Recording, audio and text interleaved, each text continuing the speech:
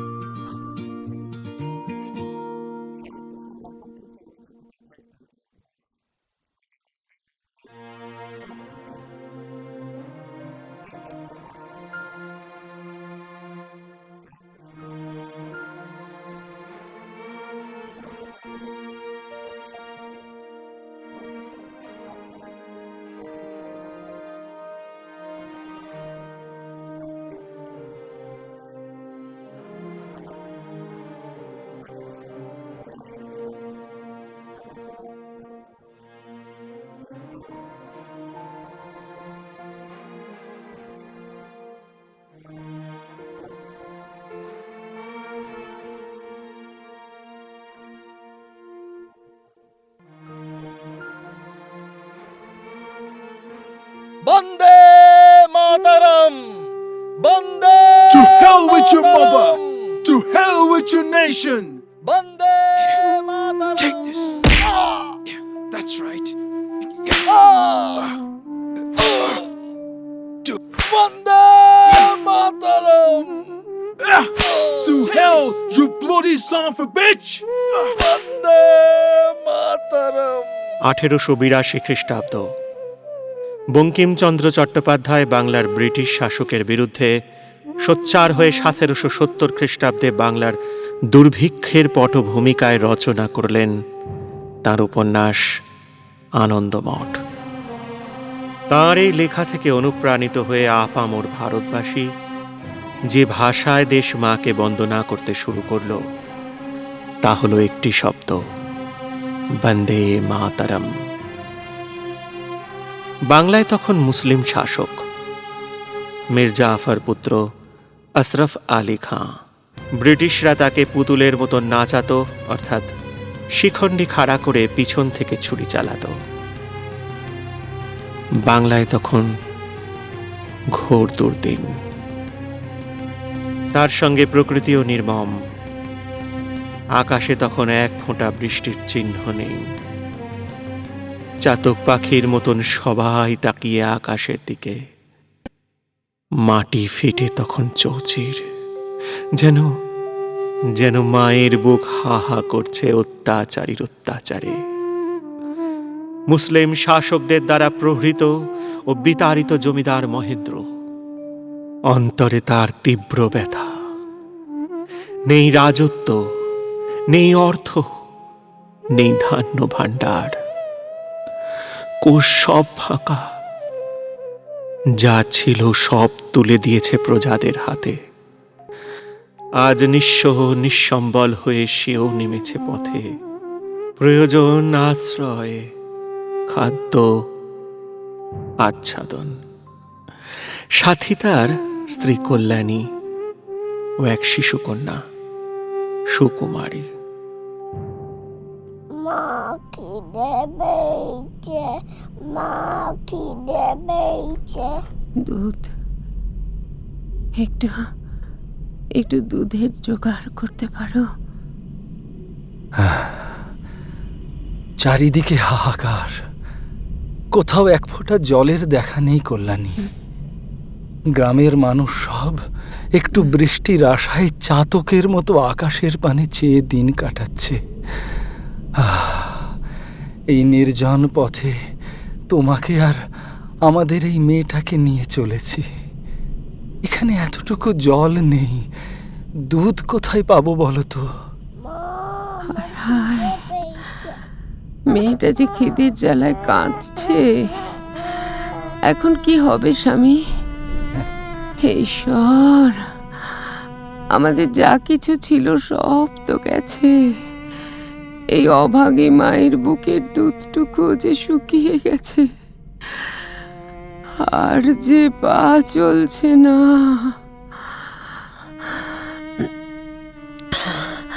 তেষ্টায় গলার শুকিয়ে কাঠ। তুমি কিছু কিছু একটা উপায় করো না। নিজের কষ্ট তবু সয়ে নেব, কিন্তু মা হয়ে সন্তানের খিদের জ্বালা মেটাতে না পারার কষ্ট আমার যে সহ্য হয় না গো। আমিও যে নিরুপায় কল্যাণী। আর একটু সহ্য করো, একটু সহ্য করো। আর একটু এগোলেই একটা নদী আছে, সেখানে সেখানে প্রাণ ভরে সবাই মিলে তেষ্টা মেটাবো। গলাটা শুকিয়ে গেছে। মেয়ের কি হলো? দেখো দেখো দেখো, কোলে কেমন ডলে পড়েছে। হায় হায় হায়, তোমার দুটি পায়ে পড়ি, তাড়াতাড়ি কিছু একটা উপায় করো, না হলে মেয়েটাকে আর বাঁচানো যাবে না। তুমি যাও না, তুমি যাও। আমি মেয়েকে বুকে আঁকড়ে বসে আছি। যদি যদি তুমি জল না পাও না, তবে একটু পিষে নাও। আজ আজ তাই দুজনে মুখে দেব, একটু পিষ। হ্যাঁ, আমি এক্ষুনি যাচ্ছি, এক্ষুনি যাচ্ছি। আমি দেখি কোনো গ্রামে কোথাও একটু জল পাই কিনা। শোনো না, বলি দিনকাল তো ভালো নয়, তুমি মেয়েকে নিয়ে সাবধানে থেকো। আমি যত তাড়াতাড়ি সম্ভব ফিরে আসছি, মনের মধ্যে বিশ্বাস রেখো।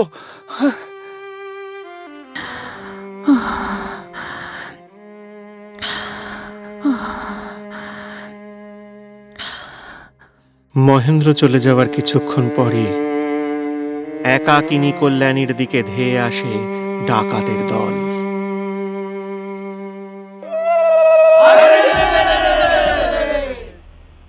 তোমাদের যা আছে সব ভালোই ভালোই দিয়ে দাও, না হলে ধর থেকে মুন্ডু আলাদা করে দেবো, রক্ত দিয়ে আজ গলা ভেজাবো। এই তোরা হাঁ করে কি দেখছিস? সব কেড়ে নে। তোমরা তোমরা মনি মুক্ত সোনা গয়না আমাদের যা আছে সব নিয়ে যাও, সব নিয়ে যাও। দয়া করে আগে একটু জল দাও। দেখো, ডাকাত হলেও সবার আগে তোমরা তো মানুষ। মেয়েটা তো খিদে তেষ্টায় মরেই আছে, ওকে আর কি মারবে? আমাকে মেরে যদি তোমাদের কোনো উপকার হয় তবে মারো মারো। আমার স্বামী জল আনতে গেছে, না পেলে না আজ বিষ আনবে, বিষ। যদি তোমার হাতেই আমার মরণ লেখা থাকে তবে কেটে নাও আমাদের মাথা। আরে এসব নারীর ছলাকলায় তোরা ভুলিস না, সব লুটে নিয়ে চল, কোনো দয়া দেখাবি না।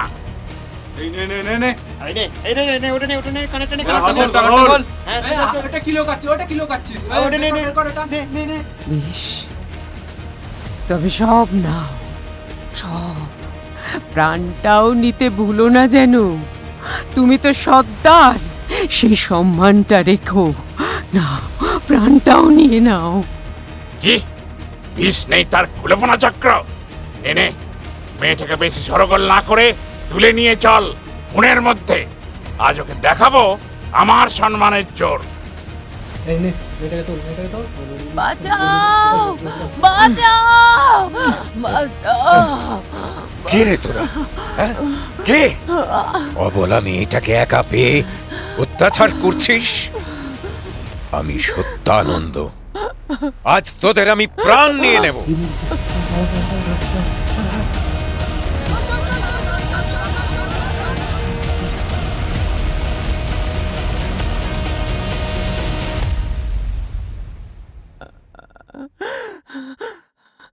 তুমি কি বাবা, আজ আমাদের প্রাণ বাঁচালে।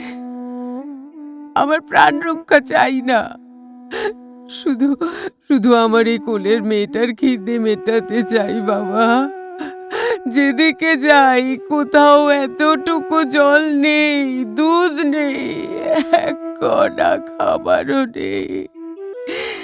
গ্রামকে গ্রাম সব উজাড় হয়ে যাচ্ছে, চতুর্দিকে শুধুই হাহাকার বাবা, শুধুই হাহাকার।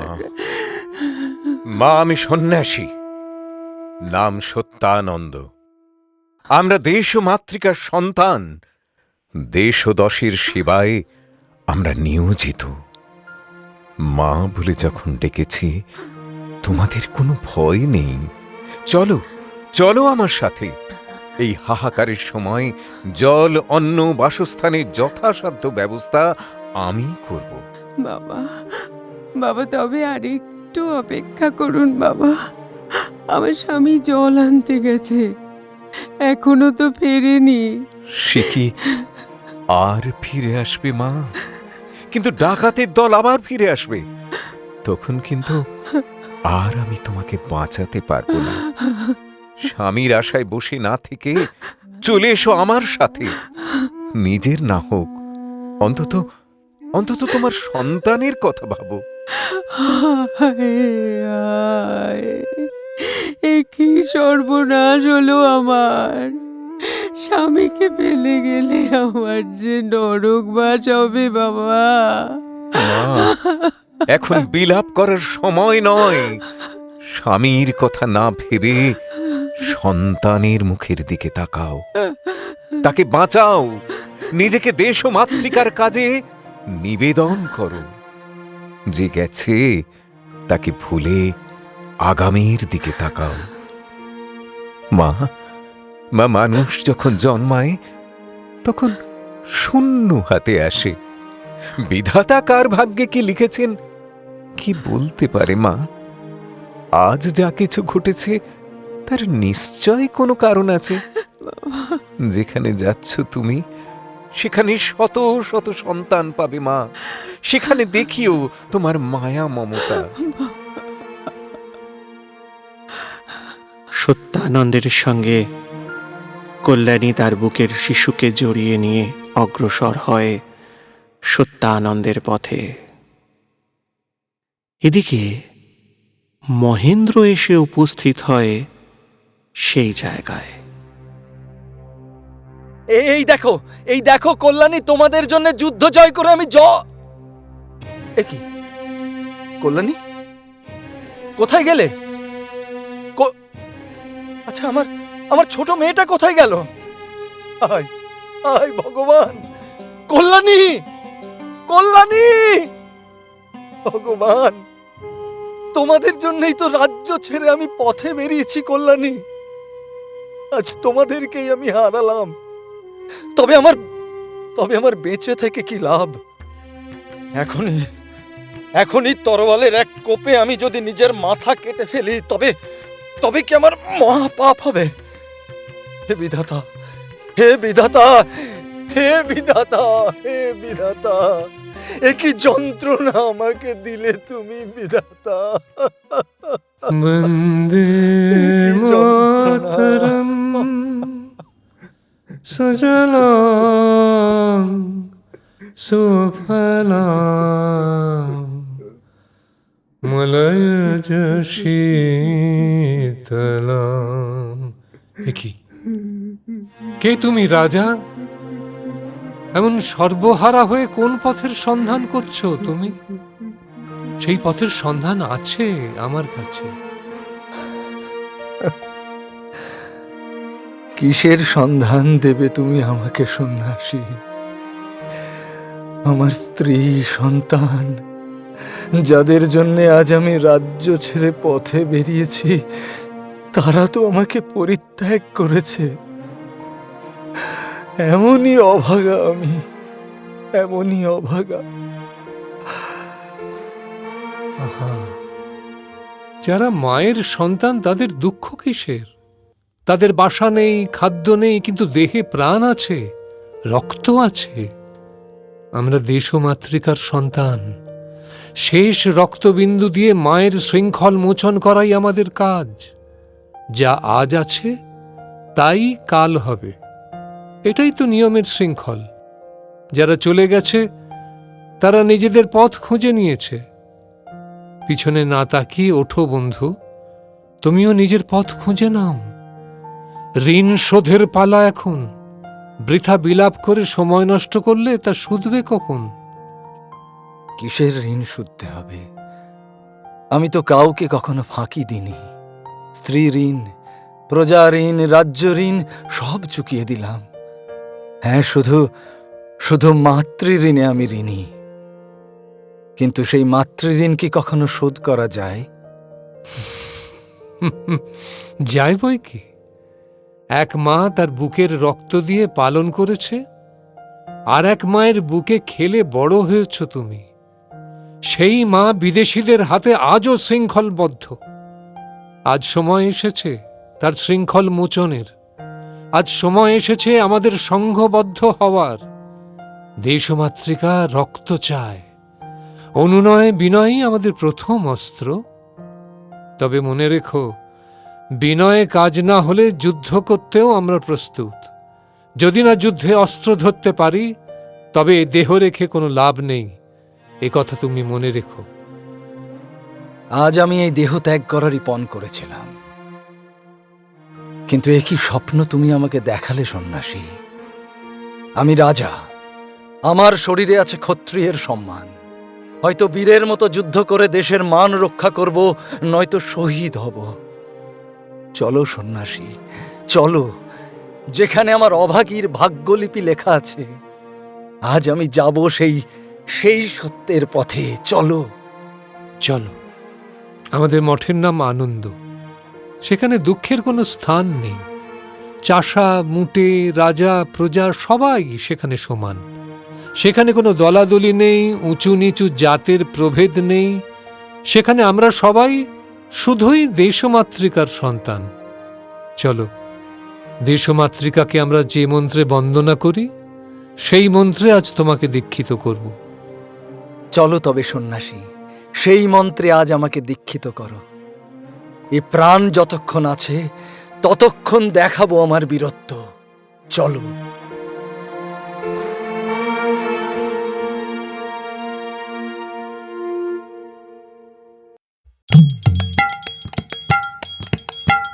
হরিহরায় নমো, কৃষ্ণ যাদবায় নমো, যাদবায় মাধবায় কেশবায় নমো। হরিহরায় নমো, কৃষ্ণ যাদবায় নমো, যাদবায় মাধবায় কেশবায় নমো।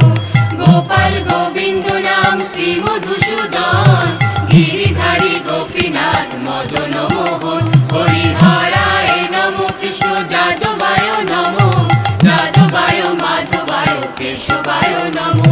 শ্রী চৈতন্য নিত্যানন্দ শ্রী এখানে, অদ্বৈত সীতা। হ্যাঁ হ্যাঁ, এখানে বসো মা, কোনো ভয় নেই।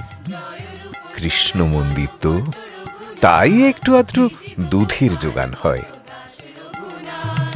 আনন্দে বলো সবে ভজ বৃন্দাবন, শ্রী গুরু বৈষ্ণব পদে মজাইয়া মন। হরিহরায় নমো, কৃষ্ণ যাদবায় নমো, যাদবায় মাধবায়।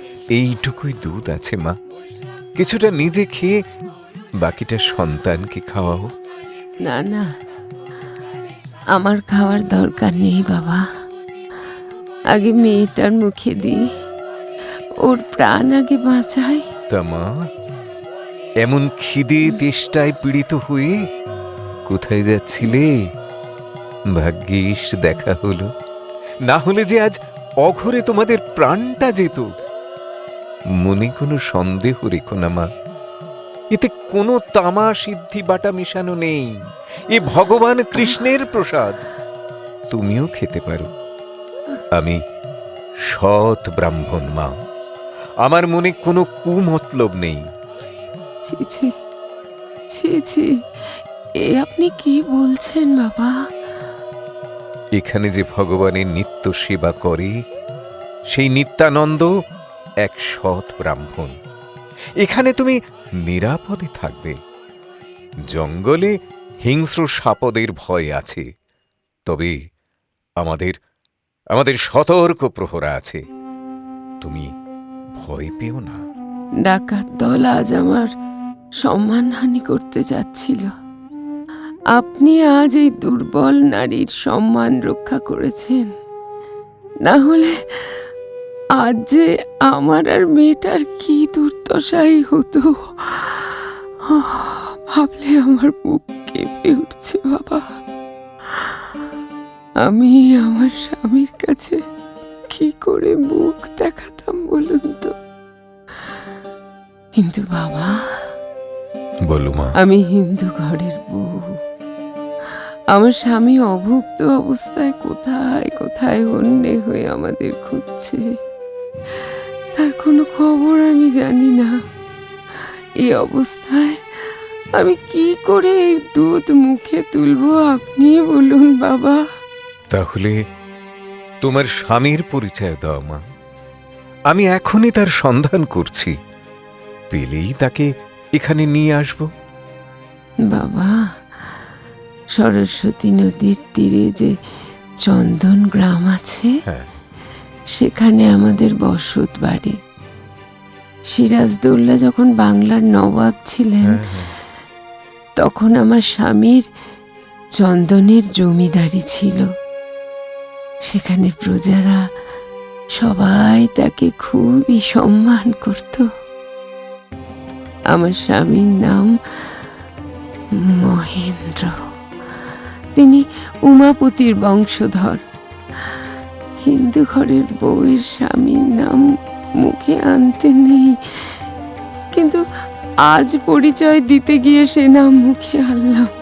বাবা, বাবা, এতে যদি পাপ হয় তবে কৃষ্ণ নামে নিশ্চয়ই সেই পাপ দূর হবে, তাই না বাবা? বেশ, এবার এবার তুমি এই দুধটুকু খেয়ে নাও মা, এ আমার আদেশ। যদি না খাও তবে আমি তোমার স্বামীর সন্ধান কিন্তু আনব না। আচ্ছা, আচ্ছা বাবা।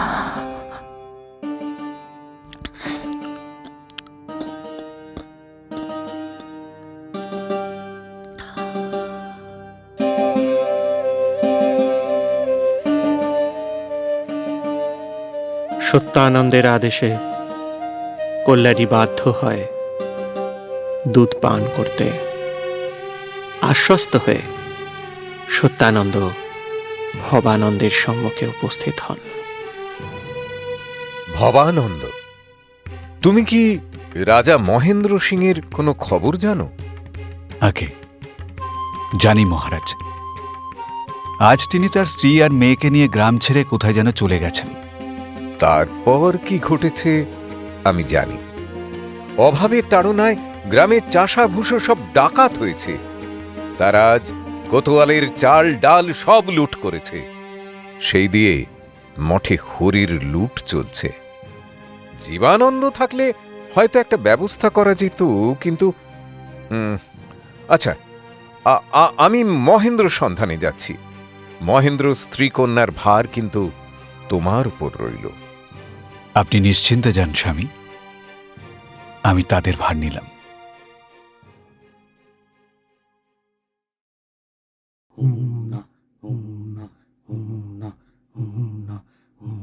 কম কুইক, তাড়াতাড়ি আসো, ফরেস্ট পার করতে হইবে। ফাস্ট ফাস্ট হাঁটো। ওই ওই ওই ওই কোতোয়ালি সেনারা যাচ্ছে কলকাতায় খাজনা জমা দিতে। গরিবের রক্তচোষা টাকা আজ ইংরেজদের প্রাপ্য হয়েছে। নামেই নবাবের শাসন। না না না না না না, এদের সামনে কোনো আস্ফালন নয়। আজ আমি রাজ্য ছাড়া, তাই হাতের অস্ত্র এখন আর কোনো কাজেই লাগবে না।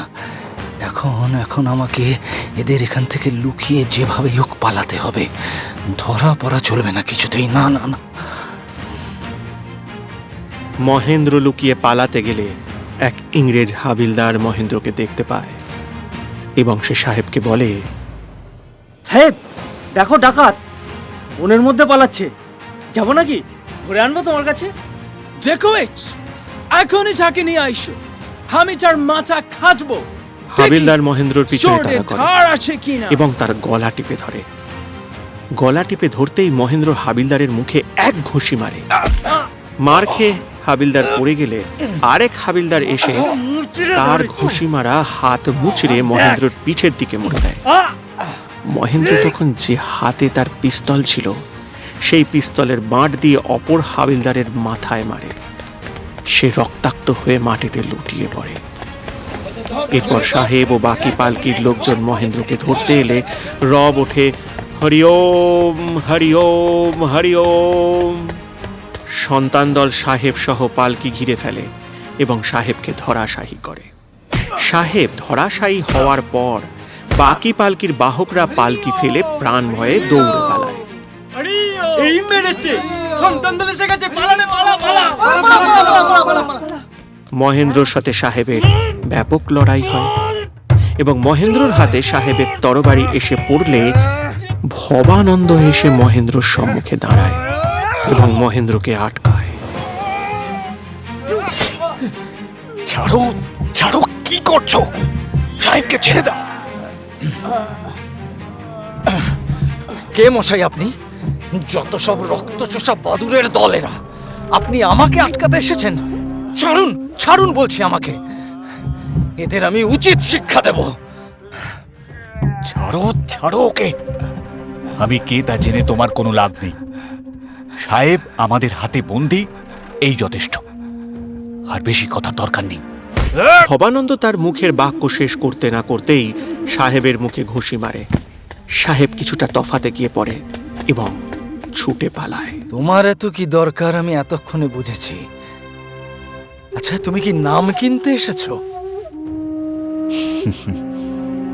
তুমি আমার অনেক উপকার করেছো বটে, তবে আমি যে তোমার হাতে রক্তগঙ্গা বইতে দেব না বন্ধু।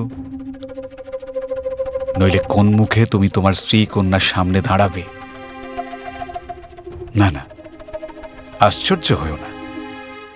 তাদের দেখতে চাইলে আমার সাথে এসো, এসো।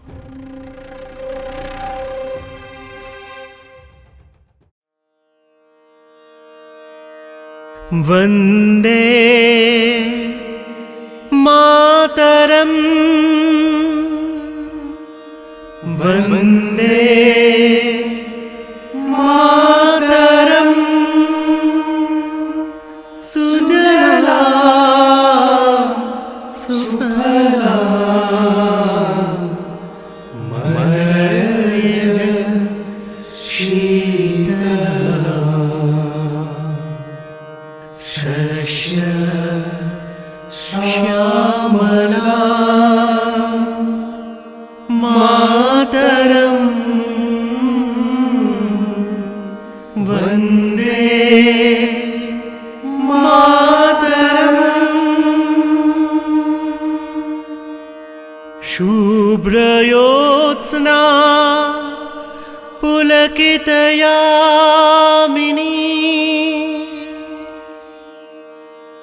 फुल्लकुसुमित द्रुमदलशोभिनी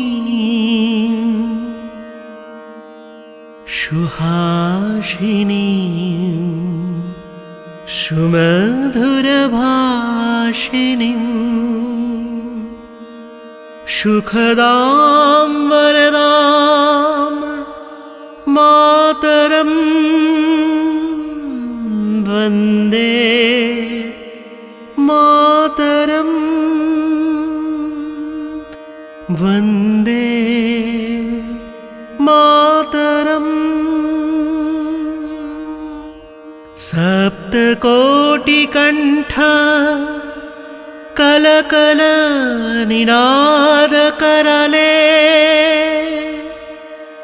निशब्दकोटि भुजयधृत खर करवाले অবলা কেন মা এত বলে বহু বল ধারিণী নমামি। সন্ন্যাসী ও সন্ন্যাসিনীদের সমবেত কণ্ঠে গান বন্দে মাতরম। প্রার্থনার মধ্যভাগে ভবানন্দ ও মহেন্দ্র মঠের অন্দরে প্রবেশ করেন। প্রার্থনা শেষে ভবানন্দের চোখে জল দেখে বিস্মিত কণ্ঠে ভবানন্দের উদ্দেশ্যে মহেন্দ্র জিজ্ঞাসা করেন, তোমরা কারা? এ তোমাদের কেমন দল? তোমরা যে নিজেদের মায়ের সন্তান বলে মায়ের পুজো করছো, আচ্ছা যাদের মারছো তারা কি সেই মায়ের সন্তান নয়? শোনো বন্ধু, আমরা মায়ের সন্তান। মায়ের মর্যাদা রক্ষাই আমাদের একমাত্র লক্ষ্য। আমরা ভিক্ষু হতে পারি, তবে মায়ের এই অপমান, এই অবজ্ঞা আমরা কিছুতেই সহ্য করব না। চোরের মায়ের বড় গলা। এই মাত্র এক রদ্দা মেরে সাহেবকে তুমি ধরাশায়ী করে দিলে, আর এখন নিজেদের ভিক্ষু বলছো। আমরা ডাকাত নই, আমরা সভ্য মানুষ। তবে কারোর কোনো বেয়াদবি দেখলে কিন্তু চুপ থাকবো না, এটাও জেনে রেখো। আর এই মঠ যাকে বলো, সে তো আসলে ডাকাতেরই আখড়া। হাহ, যত সব ভরম আর ভণ্ডামি। আর তুমি, যে রাজা রাজ্য ছেড়ে পালায় সে কেমন রাজা? রাজধনে তার কিসের অধিকার? জেনে রেখো, সাপের গায়ে পা পড়লে সেও ফনা তোলে। যাও, মগধ, মিথিলা, কাশী, কাঞ্চি ঘুরে দেখো দেশের কি দুর্দশা। মানুষ খেতে পায় না, ঘাস, লতা, কাঁটা গাছ, পোকামাকড় থেকে মরা মানুষ পর্যন্ত খাচ্ছে প্রাণের দায়। এই নেশাখোর দেড়েদের দেশ থেকে না তাড়ালে শালগ্রাম, শিলা আর হিন্দুয়ানি কোনোটাই বাঁচানো যাবে না। তা শুধু লুটতরাজ আর ডাকাতি করে কি করে তাড়াবে? হ্যাঁ, তুমি তো দেখছি এখানে একা, অন্য কোনো মানুষ তো এখানে নেই। আচ্ছা, তোমরা কি দেখতে পাও না 10-20 নয়, হাজার হাজার মানুষ বিদ্রোহ করলো, তবু কি ওই মুসলমানকে সিংহাসনচ্যুত করা গেল? আচ্ছা, ভেবে দেখেছো কখনো এই ইংরেজ সৈন্যদলে কত বাঙালি সৈন্য রয়েছে? এই তো কদিন আগে পলাশির যুদ্ধ হলো, সেখানে কত ইংরেজ সৈন্য মারা গেছে। তাতেও কি ইংরেজদের কোনো ক্ষতিবৃদ্ধি হয়েছে? তাহলে ইংরেজ আর মুসলমানদের মধ্যে তফাৎ করো কেন? পাগলে কিনা বলে আর ছাগলে খায় শাক।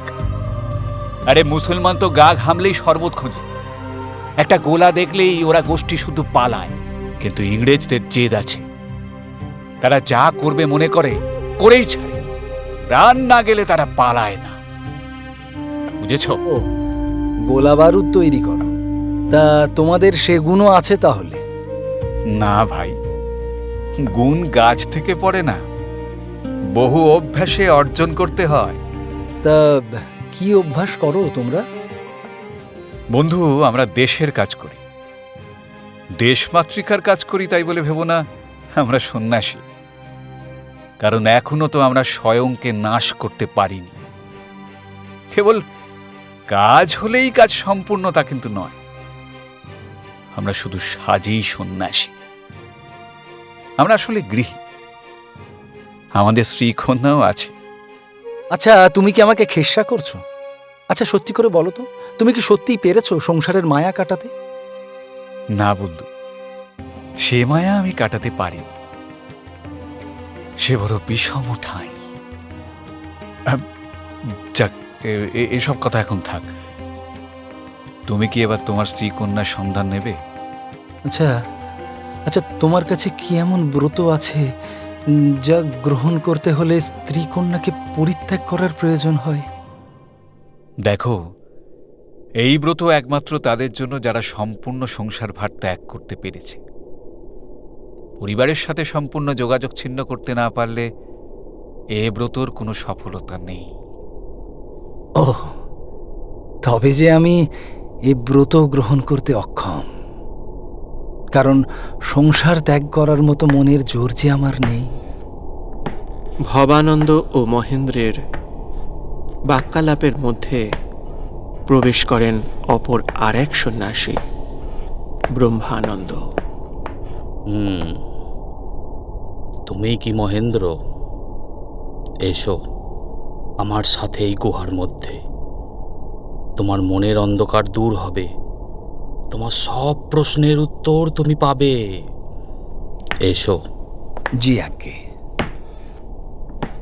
ব্রহ্মানন্দের কথায় আশ্বস্ত হয়ে মহেন্দ্র গুহার অভ্যন্তরে প্রবেশ করল।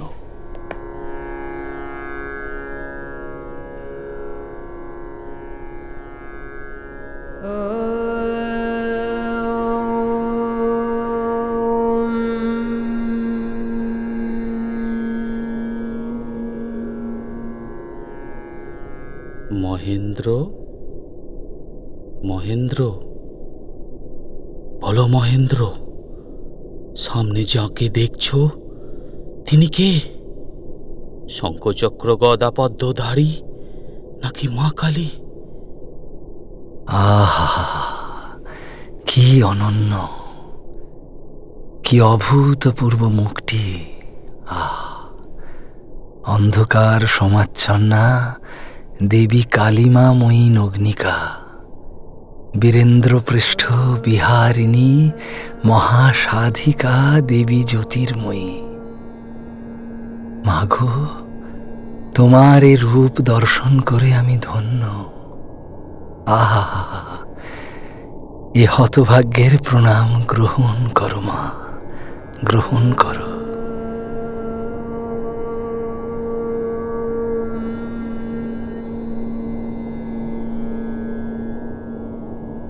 হে ব্রহ্মচারী, সবকিছুই আমি দর্শন করলাম। কখনো তিনি কালী, কখনো নারায়ণ, আবার কখনো লক্ষ্মী, কখনো গণেশ, কখনো কার্তিক, সরস্বতী। কিন্তু এবার যে আমি আমার স্ত্রী কন্যার সাক্ষাৎ পেতে চাই, একবার দু চোখ ভরে দেখেই তাদের আমি বিদায় দিয়ে এই মহামন্ত্র গ্রহণ করব। বেশ, তবে যে পথে এসেছিলে সে পথেই বাইরে যাও। সেখানেই তোমার স্ত্রী কন্যার সাক্ষাৎ পাবে। তোমাদের আহারাদি ও বিশ্রামের জায়গারও ব্যবস্থা হবে। তাদের আর কোথায় বিদায় দেবে মহেন্দ্র? যাও যাও যাও মহেন্দ্র, যাও, তাদের প্রাণ ভরে আদর করে নাও। যাও মহেন্দ্র, যাও।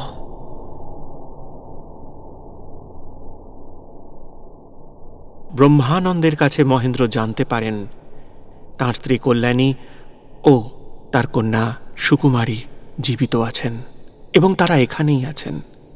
আনন্দের সঙ্গে মহেন্দ্র তাদের উদ্দেশ্যে গমন করেন।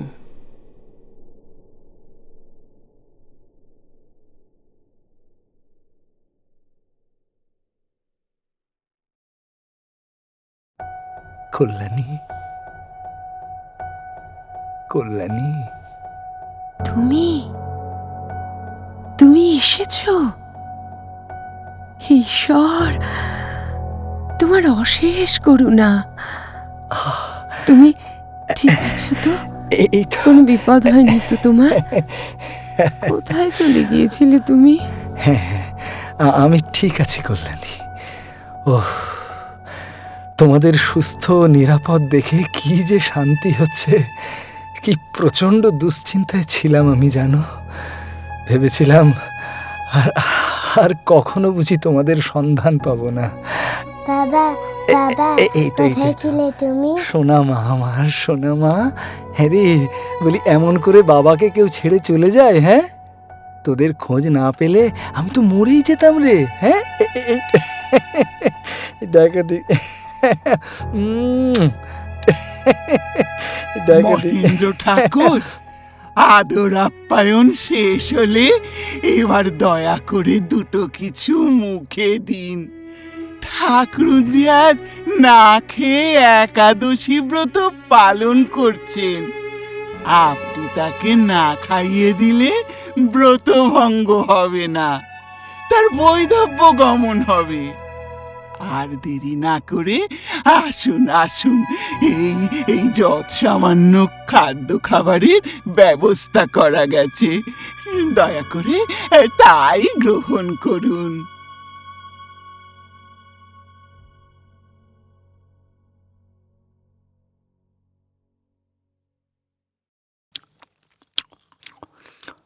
খেতে পেলাম বটে, তবে এই স্থান আমাদের মতো গৃহীর উপযুক্ত স্থান নয়। চলো চলো কল্যাণী, এই স্থান আমাদের পরিত্যাগ করতে হবে, চলো। কিন্তু যাদের অন্ন গ্রহণ করলাম তাদের ত্যাগ করব কি করে? না না না কল্যাণী, তোমাদের ত্যাগ করা আমার পক্ষে অসম্ভব। এই দেখো, আর কোনো কথা নয়, চলো চলো, এক্ষুনি আমরা এখান থেকে বেরিয়ে যাব।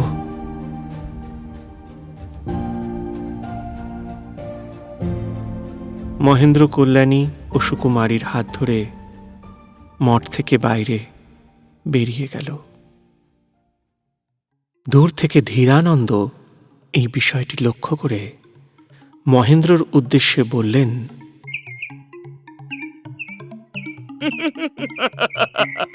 যাও যাও, কপা যাবে যাও, ঘুরে ফিরে আবার এখানেই ফিরে আসতে হবে তোমাদের।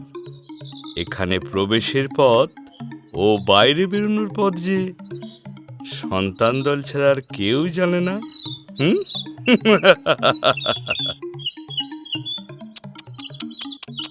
কি হলো মহেন্দ্র, সেই আবার ফিরে আসতে হলো? মোল্লার দৌড় তাহলে সেই মসজিদ পর্যন্তই, হ্যাঁ? কি বলো? হ্যাঁ, ও, আপনিও তাহলে এই সন্তান দলের সদস্য? আহা, চড়ছো কেন বন্ধু? আমি ধীরানন্দ, সন্তান দলের তো বটেই। আর চোখ টিপে তো একবার দেখতে পারতে যে কি দেখো। কল্যাণী, সেদিনে তোমার সেই চোখ টিপার ঘটনা কি ভুলে গেছো? তবে ভেবো না, চোখ টিপলেই আসল দীক্ষা হয় না। তোমরা সন্তান দল নও। তোমরা যদি সত্যি চলে যেতে চাও, তবে আমি নিশ্চয়ই তোমাদের বেরোনোর রাস্তা বলে দেব। তবে তবে আমাদের সেই রাস্তাটা বলে দাও, শপথ করছি আমি সে পথের কথা কাউকে জানাবো না। এ পথ বিষম গোলক ধাঁধা। জানা না থাকলে এ পথে বাইরে বেরোনো অসম্ভব। শোনো, এ সন্তান দলে কোনো কারচুপি চলে না। আমি সামনে যাচ্ছি, তোমরা আমাকে অনুসরণ করো। ভুলেও পিছন ফিরে তাকাবে না, তাহলেই আবার পথ হারাবে। হ্যাঁ, বেশ বেশ বেশ, তাই হবে।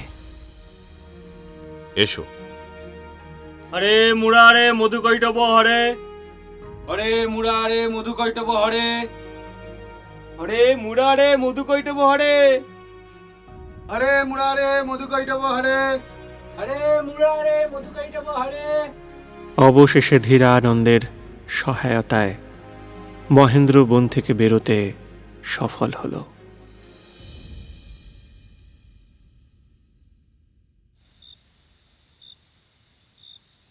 এখন সন্ধ্যা।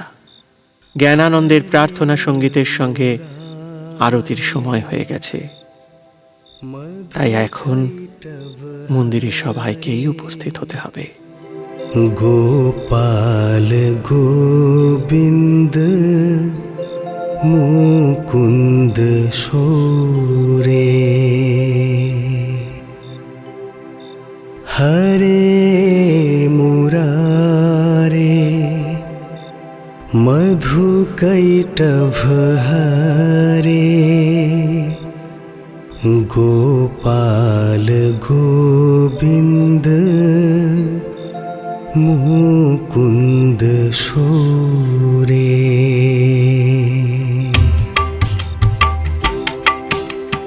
আরতির শেষে নিত্যানন্দ গোসাই হঠাৎ এসে প্রবেশ করলেন। তিনি বললেন, আমি নিত্যানন্দ গোসাই আজ একটি স্থির সিদ্ধান্ত গ্রহণ করতে চলেছি। আজ থেকে সকল শিষ্যগণ এখানেই থাকবে। এতজন লোক, কে কোন ঘরে থাকবে? যদি হও সুজন, তেঁতুল পাতায় নজন। এটা তবে কার ঘর?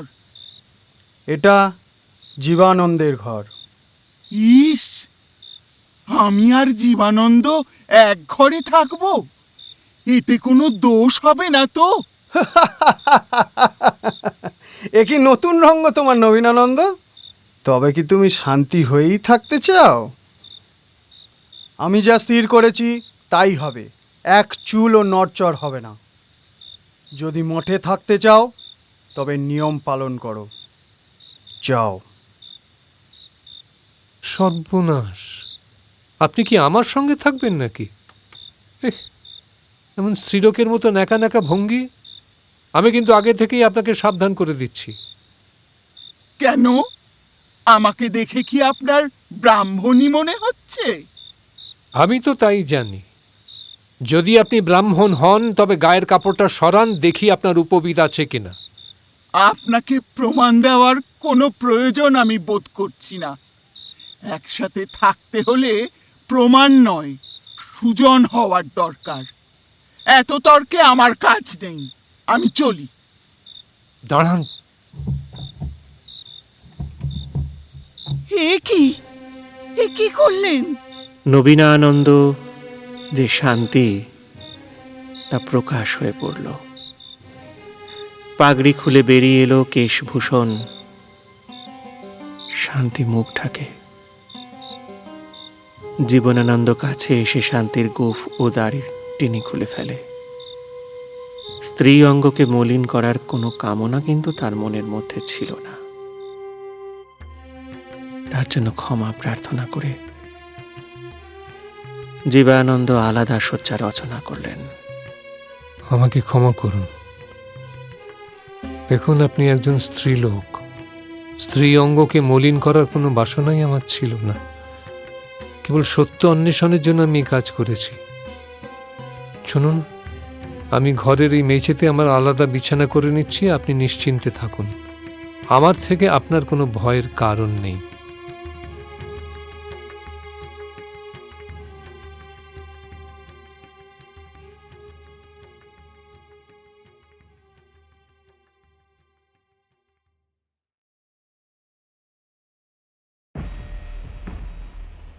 ইংরাজ সাহেব র্যাবেল তার সৈন্য সামন্ত নিয়ে শিকার করতে বনের মধ্যে প্রবেশ করল।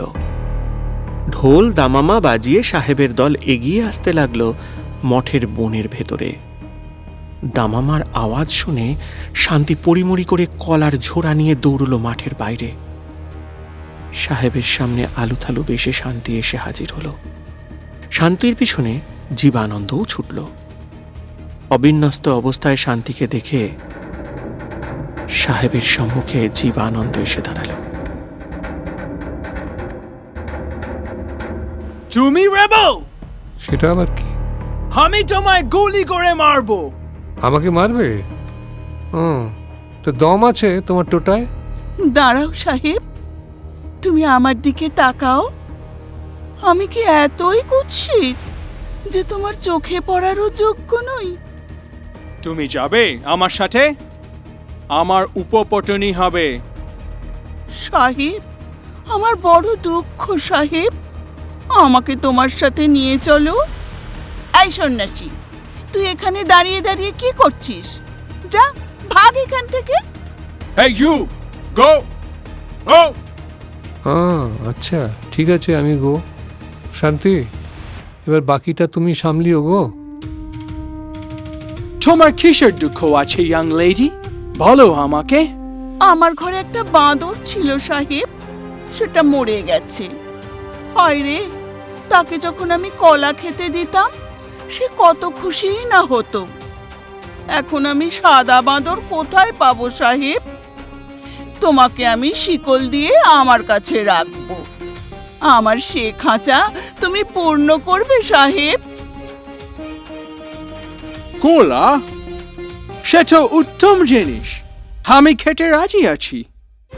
আমার ঘরেও খোলা আছে, তুমি খাবে?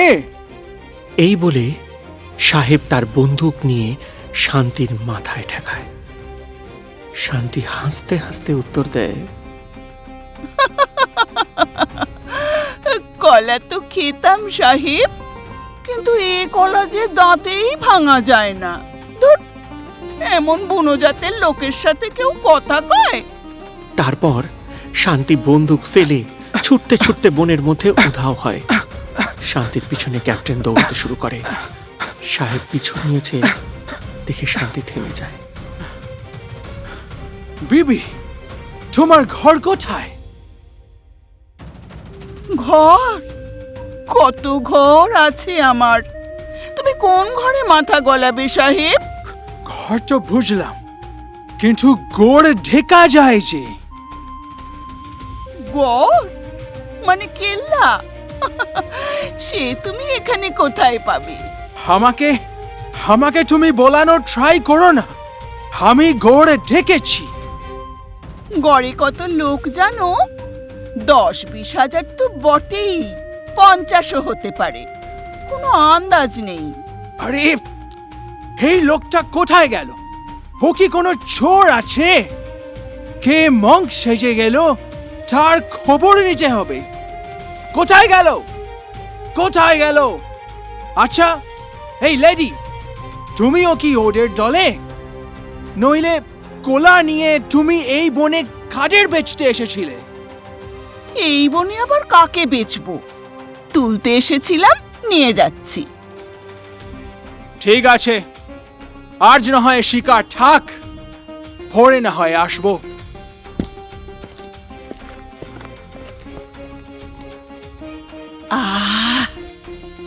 বাঁচলাম।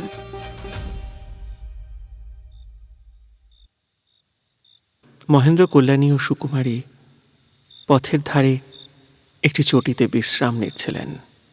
এমন সময় কল্যাণী ঘুম থেকে চমকে ওঠে।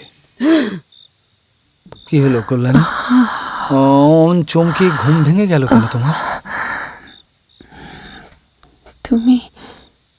তুমি যখন আমাদের ছেড়ে জলের সন্ধানে গেছিলে, তখন আমি আর সুকুমারী ভারী বিপদে পড়েছিলাম জানো। ডাকাত দল আমাদের হরণ করে বনে নিয়ে যাবে, এমন সময় সন্ন্যাসী আমাকে উদ্ধার করেন।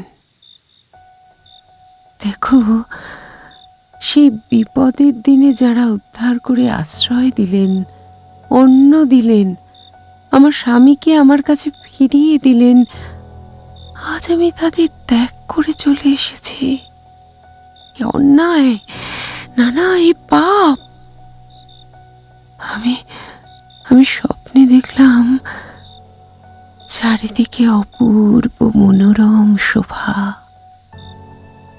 সুমধুর গান বাজনার শব্দ ভেসে আসছে, লক্ষ লক্ষ মল্লিকা মালতী গন্ধরাজের সুগন্ধে চারপাশ আমোদিত হয়ে আছে। তার মাঝখানে এক শীর্ণা স্ত্রী মূর্তি দাঁড়িয়ে, তার শীর্ণ শুভ্র কপল বেয়ে ঝরে চলেছে অবিরাম অশ্রুধারা। আমি তার চরণে গিয়ে পড়লাম। তখনই এক অপরূপ বাঁশির সুর আমার কানে প্রবেশ করল। আমি বিবশ হয়ে শুনলাম সেই বাঁশির সুরের মতো মিষ্টি গলায় তিনি আমাকে বলছেন, এসো কল্যাণী, তুমি আমার কাছে এসো। স্বামী কন্যা সব ছেড়ে তুমি আমাতে নিজেকে সমর্পণ করো। আমি ঘোরের মধ্যে বললাম, তা কি করে হয়? স্বামী কন্যাকে ছাড়লে তাদের সেবা যত্ন কে করবে? তিনি আমাকে বলছেন, আমি মাতা, আমি পিতা, আমি পুত্র, আমি ভাতা, আমি সব। এরপরে উত্তরে যে আমি কি বললাম তার স্মরণে নেই। এখন কি উপায় হবে স্বামী? তুমি কি বলছো কল্যাণী? হ্যাঁ স্বামী, এবার তবে আমি ছুটি দাও। একদিকে স্বামী, অন্যদিকে ত্রাতা। এই অভাগীকে তুমি পথ দেখাও অন্তর্যামী। না না না, চলো চলো আমরা বাড়ি ফিরে যাই। আবার সেই আগের মতো আমরা সেখানে সুখে থাকবো কল্যাণী। হ্যাঁ চলো। না স্বামী, আর আমার সংসারে মন নেই। সম্পর্কের গুরুভার বয়ে চলার শক্তি আমার আর নেই। আমাকে ছুটি দিয়ে তুমি সুকুমারীকে নিয়ে গ্রামে ফিরে যাও। না হলে এই বিষ খেয়ে আমি প্রাণ ত্যাগ করব। না, এ কি বলছো তুমি কল্যাণী? আচ্ছা তুমি কি পাগল হলে? আচ্ছা সুকুমারীর মুখের দিকে একবার তাকাও, এই দেখো। আচ্ছা সে কি দোষ করলে বলো তো? হ্যাঁ, এসব উল্টোপাল্টা ভাবনা ছেড়ে ফিরে চলো কল্যাণী, ফিরে চলো। তুমি ছাড়া আমার কি হবে একবার ভেবে দেখো তুমি।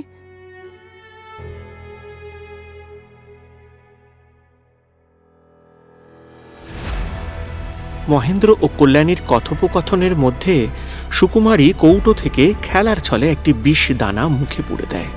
কল্যাণী সুকুমারীর সেই বিষ দানা মুখে পোড়ার পর তার দিকে চোখ যায়। সর্বনাশ, সর্বনাশ! সুকুমারী, ও সুকুমারী, ও তুই কি খেলি? ও যে বিষ! মুখ খোল, মুখ খোল, এখনই মুখ খোল। আরে ভালো করে দেখো পেটে চলে গেল কিনা। গেছে স্বামী, গেছে। তুমি দেবতার নির্দেশ অগ্রাহ্য করেছো। আমিও দেব বাক্য লঙ্ঘন করেছি। সেই পাপে আজ সুকুমারীকে আমাদের হারাতে হবে স্বামী। ঈশ্বর, আমিও তবে তোমাকে ছেড়ে চললাম স্বামী, চললাম। কল্যাণী, কি করলে তুমি কল্যাণী? কি করলে? দেবতার ইচ্ছা অগ্রাহ্য করে কার সাধ্য? স্বর্গে গিয়ে আবার দেখা হবে স্বামী। এখন আমায় বিদায় দাও।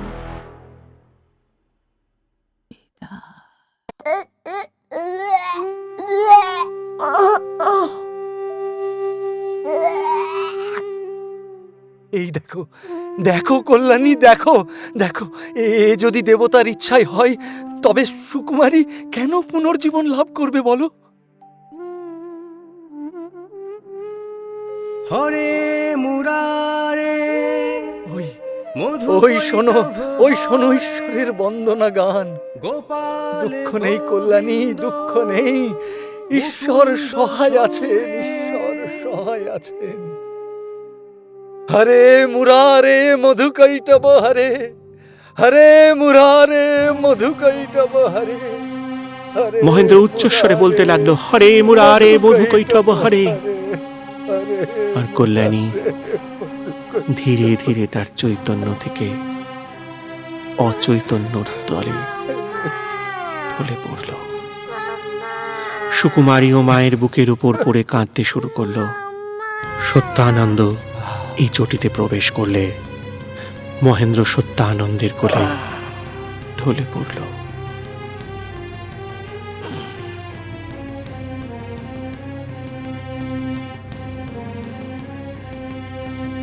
এমন সময় দুটি সেপাই প্রবেশ করলো সেই চটিতে। তারপর ওই সালা ঢ্যামনা দুটো এখানে কি করছে?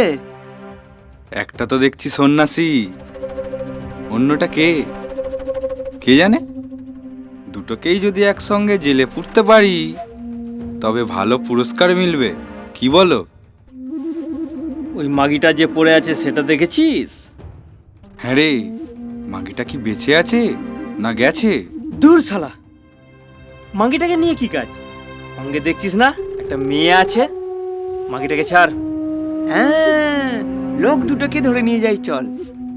একবার জেলে পুরতে পারলে আর বাঁচা দ্বন্দ্বের নিস্তার নেই।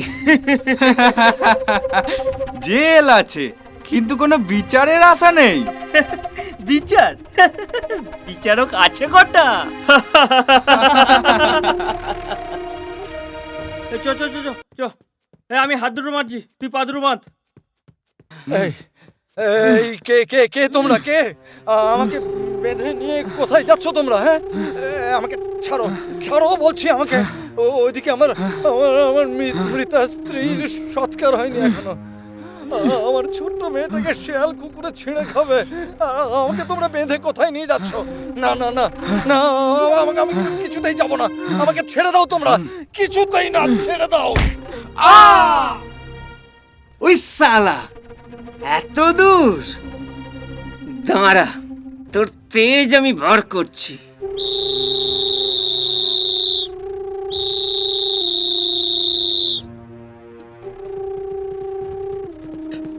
হয়েছে কি হয়েছে? এই পালাচ্ছে পালাচ্ছে পালাচ্ছে, ধর ধর ধর ধর ধর। কোথায় পালাবে? এক্ষুনি ধরে বেঁধে ফেলবো। আমাদের সঙ্গে চালাকি। চল চল চল চল চল চল চল চল চল চল চল।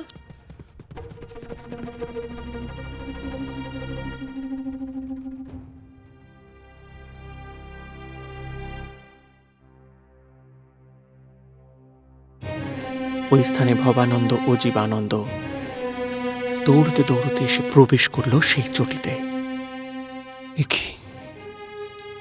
ভবানন্দ, তুমি কল্যাণীর সৎকারের ব্যবস্থা করো, আর আমি সুকুমারীকে নিয়ে যাচ্ছি। আমার ছোট বোন নিমি এবং তার স্বামী নিমাই ওরা নিঃসন্তান, তাদের কাছে নিশ্চয়ই সুকুমারী যত্নে থাকবে। আচ্ছা বেশ, ধীরানন্দ গেছে মহারাজ সত্যানন্দ ও মহেন্দ্রকে উদ্ধার করে আনতে। তুমি তবে সুকুমারীকে নিয়ে রওনা দাও, আমি কল্যাণীর সৎকারের আয়োজন করছি।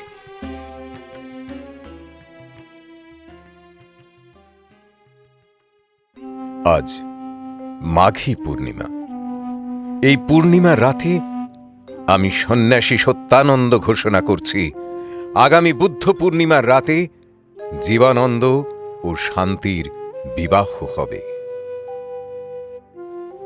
মহারাজ ক্ষমা করবেন, আমরা সন্ন্যাসী, সন্ন্যাসীদের বিবাহ কিভাবে সম্ভব? এতে যে সন্ন্যাসীদের মতিভ্রম হবে, তখন কৃচ্ছ সাধন অসম্ভব হবে।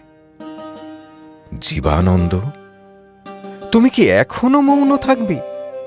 কিছুই বলবে না?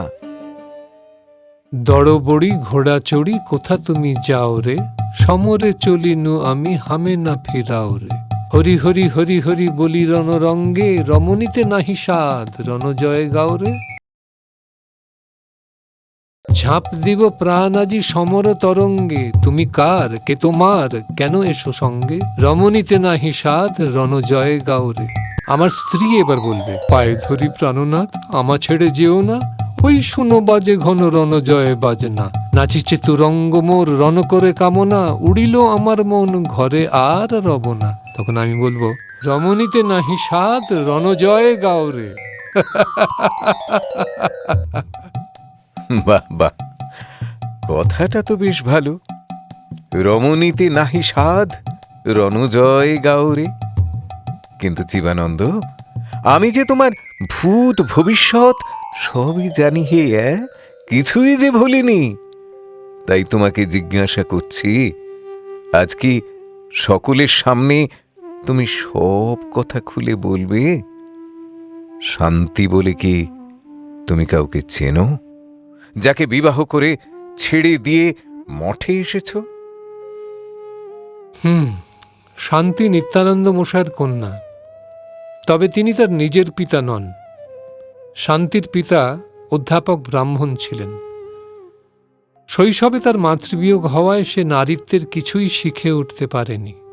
শাড়ি পরা, চুল বাঁধা, কপালে টিপের পরিবর্তে সে শিখেছে ধুতি পরতে, এলো চুল ঢেকে পাগড়ি বাঁধতে, কপালে চন্দনের ফোঁটা দিতে। ছাত্রদের সঙ্গে ছাত্র সেজে টোলে পড়াশুনো শিখেছে। এমন সময় তার পিতৃবিয়োগ হলে টোল উঠে গেল, ছাত্ররাও সব যে যার বাড়ি ফিরে গেল। আমিও সেই টোলের ছাত্র ছিলাম। অনাথা বিবাহযোগ্যা শান্তিকে ফেলে কিভাবে আসতাম আপনারাই বলুন। তাকে সাথে নিয়ে তখন আমি নিত্যানন্দ ধামে আসি। সেখানে তখন আমার পিতামাতা বসবাস করছিলেন। তাঁদেরই আদেশে আমার ও শান্তির বিবাহ হয়। আরে, কে এই শান্তি? কোথায় থাকে সে? সন্ন্যাসী হওয়ার আগে সে কথা গোপন করেছিল কেন? শান্তি আমার স্ত্রী, তবে ঘর সংসারের কাজের থেকে যুদ্ধ বিগ্রহেই তার অধিক আগ্রহ। বিবাহের পর আমার ভগ্নিপতি নিমাই ভৈরবপুরে এক জমির সন্ধান দেয়। সেখানে কুটির গড়ে শান্তি একাই থাকে। সেখানে আমার কখনো যাওয়া হয়নি। জীবানন্দ, ভগবান তোমাদের প্রতি অপ্রসন্ন নন। শান্তি, নিমি ও নিমাই সহ এই মঠে এসে উপস্থিত হয়েছে। নবীনানন্দ বলে আমরা এতকাল যাকে চিনি, সে পুরুষ নয়, সে নারী, সেই শান্তি।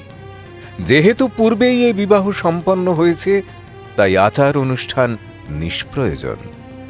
যদিও দুর্ভাগ্য এই যে লক্ষ্মীবরণের লোক নেই আমাদের মঠে, তবু শঙ্খ বাজাও, শঙ্খ, সবাই মঠে প্রবেশ করুক। শঙ্খ বাজার পর নিমির কোলে সুকুমারী সহ নিমাই ও শান্তির প্রবেশ ঘটে মঠ প্রান্তে। সত্যানন্দ তাদের 4 হাত এক করে দেয় এবং তারা ধীরে ধীরে প্রস্থান করে। অপরাধ মার্জনা করবেন, কিন্তু মঠে যদি স্ত্রীলোকেরা আসতে শুরু করে, তবে সুন্দরী স্ত্রীলোক দেখে নবীন সন্ন্যাসীদের মন কিন্তু বিচলিত হতে পারে মহারাজ। পদচিহ্ন নামক যে কারখানা তৈরি হওয়ার কথা, সে বিষয়ে তুমি নিশ্চয়ই অবগত আছো ভবানন্দ। অন্যদিকে মন না দিয়ে সে বিষয়ে ধ্যান দাও। মহেন্দ্র কি তবে ব্রত গ্রহণ করছে মহারাজ? আচ্ছা, এবার বুঝলাম স্ত্রী বিষয়ে জানার তোমার এত কিসের আগ্রহ। মহেন্দ্রর কন্যা সুকুমারীকে নিশ্চয়ই তোমার মনে আছে ভবানন্দ। আজ তাকেই তুমি নিমির কোলে দেখছ। হ্যাঁ, তুমি কি ভাবছ তোমার ঘরে স্ত্রীলোকের উপস্থিতি আমি টের পাইনি? পরস্ত্রীকে আলিঙ্গন করা সন্ন্যাসীর কাজ নয়। তুমি ভুলে যেও না, তোমার স্ত্রী সৌদামিনী বেঁচে আছেন। ক্ষমা করুন মহারাজ, আপনি যা শাস্তি দেন আমি মাথা পেতে নেব। মহেন্দ্র শ্রী কল্যাণীকে যখন সৎকার করতে যাই, তার বুকের ভেতর হৃদস্পন্দন টের পাই। তখনই আপনার দেওয়া সেই মহৌষধি বড়ি তাকে খাইয়ে দিই। বড়ি খাওয়া মাত্র তার শীতল দেহ ধীরে ধীরে গরম হতে শুরু করে। মহেন্দ্র শ্রী জীবিত আছে মহারাজ। সে কথা গোপন করে আমি অত্যন্ত গহীত কাজ করেছি। আপনি আমাকে ক্ষমা করুন। যা কিছু গোপন করেছ, গোপনই থাক। এখন মহেন্দ্র দীক্ষার পর গড় গড়তে হবে।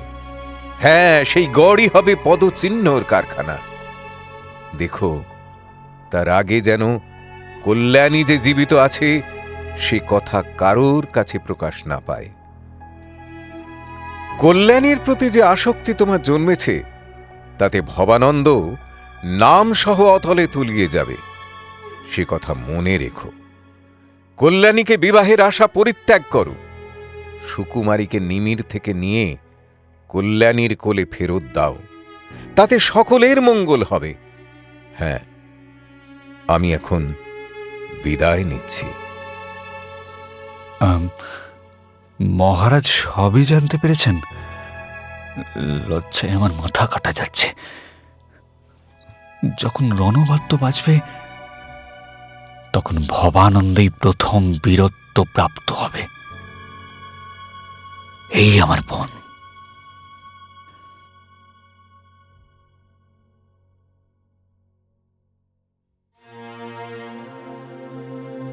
আমাকে দয়া করুন। আপনার মন্ত্র উপবিদ ধারণ করতে আমি প্রস্তুত।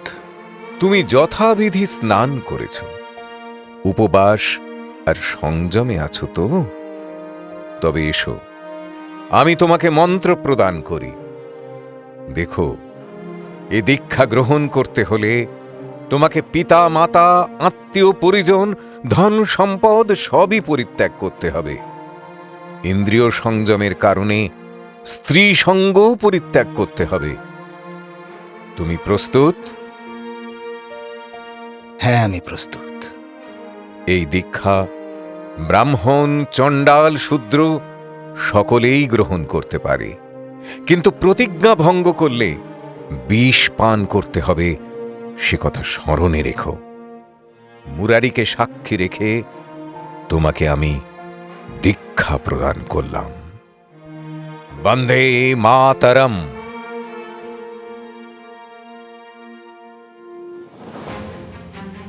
মহেন্দ্র, যুদ্ধের জন্য প্রয়োজন কামান, গোলা বারুদ, বন্দুক, আর তা বানানোর জন্য আমাদের কারখানা গড়ে তোলা খুবই দরকার।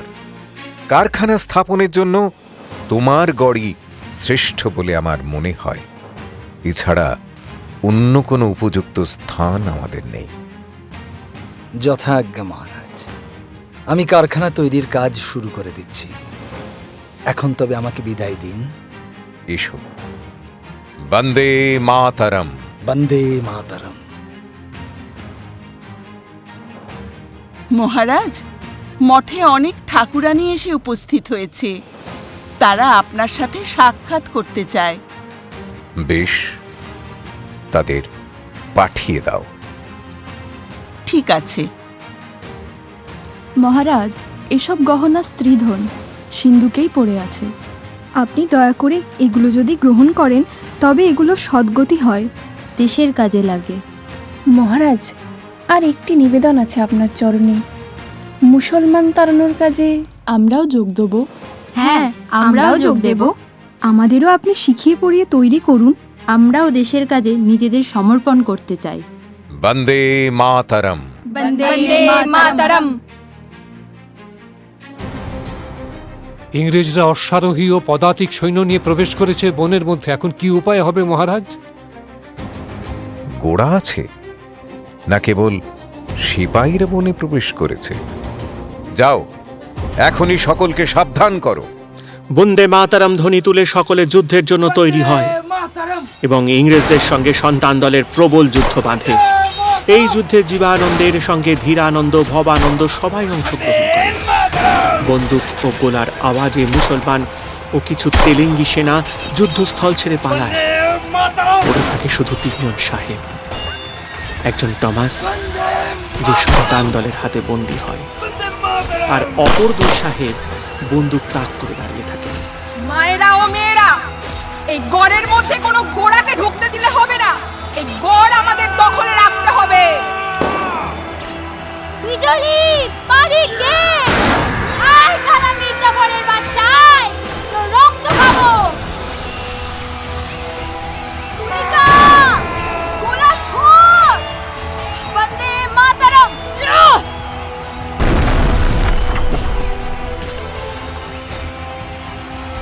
কাদম্বিনী, সৌদামিনী, রকেট গোলা ছোড়।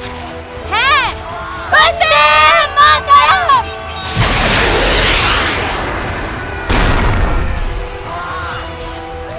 সালা, কোথায় গেলি রে বাঁদর মুখে ক্যাপ্টেনটা? এদিকে আয়।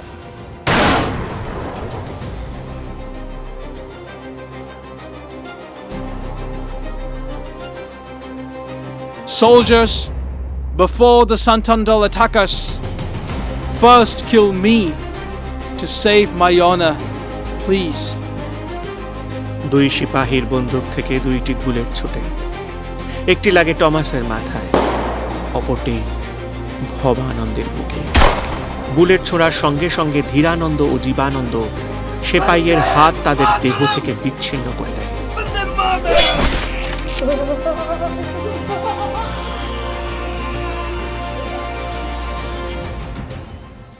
সকলে মিলে ভবানন্দকে ঘিরে ধরে বন্দে মাতরম প্রার্থনা সঙ্গীত শুরু করে। এরপর ভবানন্দের স্ত্রী সৌদামিনী বৈধব্য গ্রহণ করেন। ভবানন্দের দেহের যথাবিধি সৎকার করা হয়। কিছুকাল পরে জীবানন্দ ও শান্তির বিবাহ সম্পন্ন হয়। মহেন্দ্র ও কল্যাণীর পুনর্মিলন হয়। তারা সত্যানন্দের কাছেই থেকে যায়। এদিকে ধীরানন্দের সঙ্গে বিজলির, অভয়ানন্দের সঙ্গে তুলিকার ও ব্রহ্মানন্দের সাথে কাদম্বিনীর বিবাহ সম্পন্ন হয়। তুলিকা তরবারি চালনা শেখে, ব্রহ্মানন্দ ও কাদম্বিনী রকেট গোলা বানাতে শেখে, সৌদামিনী বন্দুক চালানো শেখে। এদিকে সত্যানন্দ কি জানি কোথায় হারিয়ে গেল। পরবর্তীকালে কালের স্রোতে বিসর্জন এসে প্রতিষ্ঠানকে ভাসিয়ে দিল। আজও এ জগতে কত মির্জাফরের মতন বিশ্বাসঘাতক লুকিয়ে আছে। তাদের খুঁজে বার করার দায়িত্ব আমাদের সবার। মনে রাখতে হবে, আমরা সবাই এই দেশ মাতৃকার সন্তান। মায়ের সেবার কাজে নিয়োজিত থাকা আমাদের অবশ্য কর্তব্য। সবার আগে আমাদের নিজেদের গড়ে তুলতে হবে শিক্ষা আর সংস্কার দিয়ে, তবেই তো দেশের অগ্রগতি সম্ভব হবে।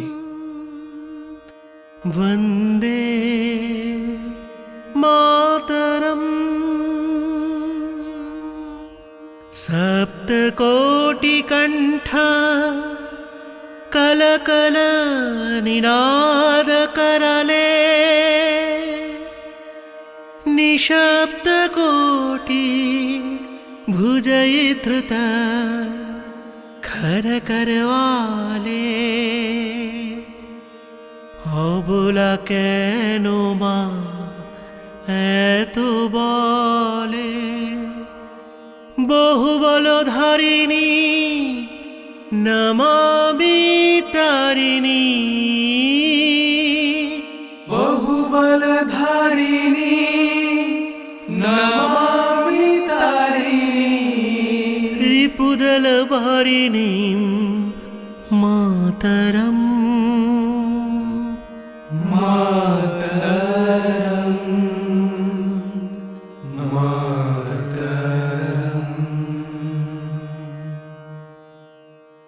আজকের মতো গল্পের দর্পণের সময় শেষ। আগামী পর্বে নতুন গল্প নিয়ে হাজির হব আপনাদের সামনে শনিবার রাত 10টায়। ততক্ষণের জন্য একটু বিরতি। নানা স্বাদের নতুন নতুন গল্প শুনতে চাইলে আমাদের চ্যানেলকে সাবস্ক্রাইব করুন। সবার আগে নোটিফিকেশন পাওয়ার জন্য বেল আইকন ক্লিক করুন। বন্ধুদের সাথে শেয়ার করুন আর অবশ্যই লাইক আর কমেন্টস দিতে কিন্তু ভুলবেন না।